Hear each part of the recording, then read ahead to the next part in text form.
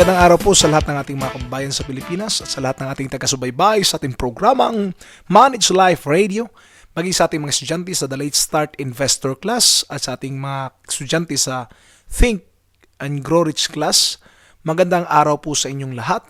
Ito pong muli si OG Solitario, naka-ere mula Lunes hanggang Biyernes upang turuan tayo patungkol sa pera at buhay. Manage life lang po, no? At patuloy tayong mag-aaral sa mga bagay-bagay patungkol sa buhay at sa pera. At para po pala sa ating mga kababayan na nandito po sa Amman, Jordan, ay china-challenge ko po kayo na umattend ng ating libreng klase po para sa ating batch 5 ng The Late Start Investor Class. Ito po'y nagbubukas muli. Nakaraang linggo ito po'y nagbukas na at ngayon po ay muling magpapatuloy. No, every Wednesday po yan, alas 7:30 ng gabi. Kung kayo po ay walang lakad, every Wednesday alas 7:30 ng gabi, pwede po kayong umattend at pwedeng mag-enroll sa ating The Late Start Investor Class. Tuloy po tayo ngayon sa pag-aaral. Meron pong 10 pamamaraan or 10 ways successful people stay calm ayon po kay Travis Bradberry. 10 pamamaraan paano yung mga successful people ay nagiging kalma no, sa mga pangyayari. Kasi ang stress po, hindi po maghahatid ng development yan sa atin. Ito po'y maghahatid sa atin ng less development. Hindi po tayo lalago at hindi tayo aasenso pag tayo po'y stress. Oo, meron kang pera pero pag stress ka naman, pambayad lang yan doon sa gamot. Dahil sa hypertension o sa high blood o sa diabetes na meron tayo. Kasi ang iba pag stress, kumakain eh. Ang iba pag nasistress, ay nako, shopping ng shopping. So anong nangyari? Yung kita, nauubos lang din. Kaya po kailangan tayong matuto kung paano i-deal itong stress na meron tayo. Number 1 po ay appreciate what you have. Kung anong meron tayo, dapat i-appreciate natin. Dapat mag-umpisa tayo na magpasalamat sa mga bagay-bagay na ating natatanggap. Bakit? The attitude of gratitude ay magde-develop po ng mood that will generate energy and physical well-being. Yun po ang nangyayari pag tayo po ay nagiging mapapasalamatin sa mga bagay na ating natatanggap. Pangalawa po sa listahan natin ay avoid the word what if. Avoid asking what if. No? Bakit? Kung tayo po magsasabi na paano na lang kung, di ba? Kung magsasabi po tayo ng ganon, hindi po tayo magiging kalma. Kaya iniiwasan po ng mga taong successful yung salitang what if. Kasi anything will happen. Anything will happen.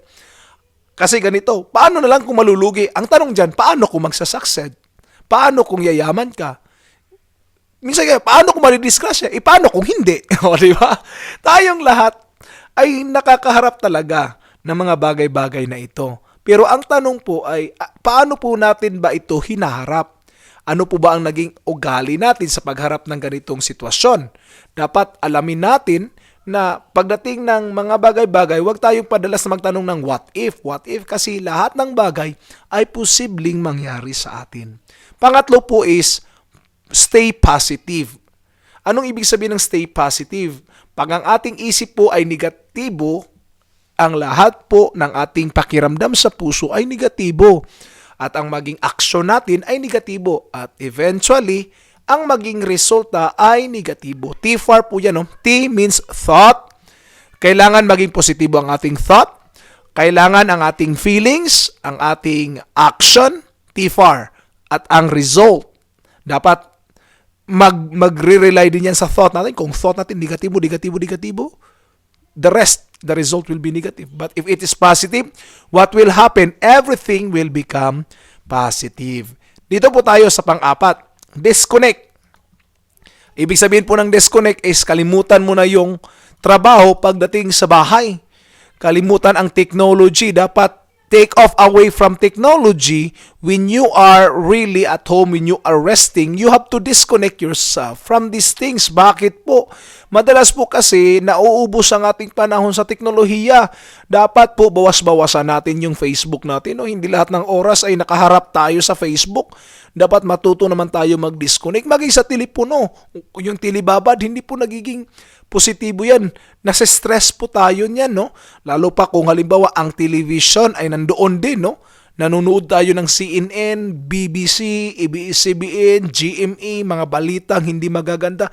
What will eventually result to our hearts?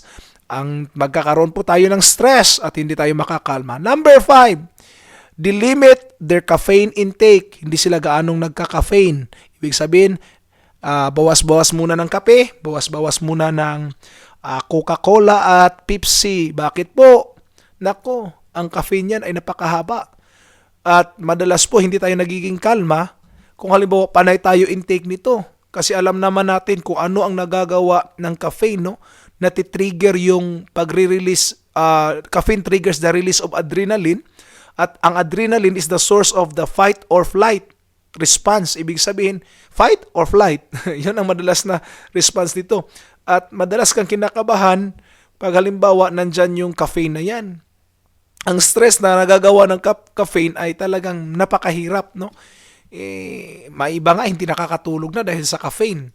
Ang iba nasa stress talaga, sobra dahil sa caffeine na yan. Anyway, tuloy tayo. Number 6, this sleep. Natutulog sila. Minsan, pasensya na kayo sa English ko, matigas eh. Sila ay natutulog. Ang kanilang puso ay nakahanda na mahiga the moment na nasa-stress na sila. Because when we sleep, what will happen, nagkakaroon tayo ng pagre-recharge ng ating battery. Nare-recharge yung ating sarili. And we develop our emotional intelligence, no? At namamanage natin yung ating stress levels. Kung tayo natutulog, yung ating brain ay nagre-recharge. At yung lahat ng mga bagay-bagay na na-store sa ating memories will be, for a moment, ay nasasantabi, no? Kaya, maganda na matulog kung halimbawa stress ka, din matulog kahit ilang minuto lang, no? Just relax. Tuloy tayo kasi meron pang natira. Another is, squash negative self-talk. Meron mang mga bagay-bagay na dumarating sa kanila o mga negatibong impression patungkol sa sarili nila. Squash them out. Tinatanggal nila, inaalis nila, and they are always saying positive about themselves.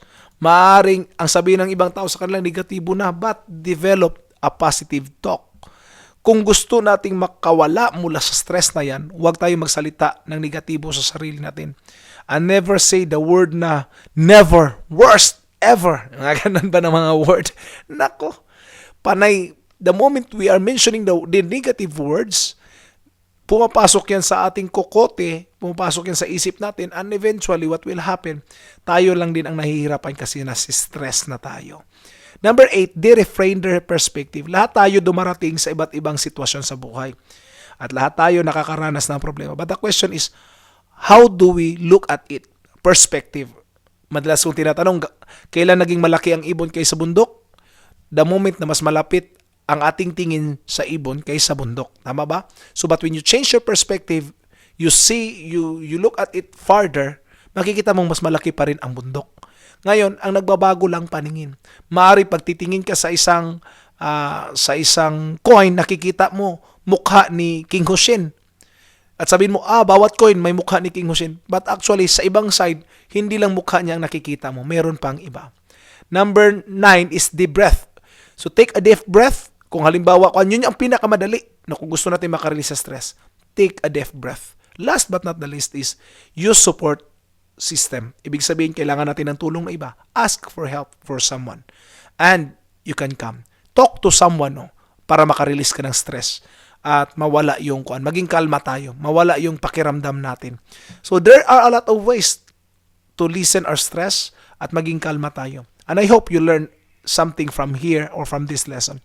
Muli po, ito si EOJ Solitario, naka-ere mula Lunes hanggang Biyernes at nagpapaalala at nagcha-challenge sa ating mga kababayan, don't just survive, but also thrive. Reach for managed life. Hanggang sa muli po, paalam at God bless po sa ating lahat.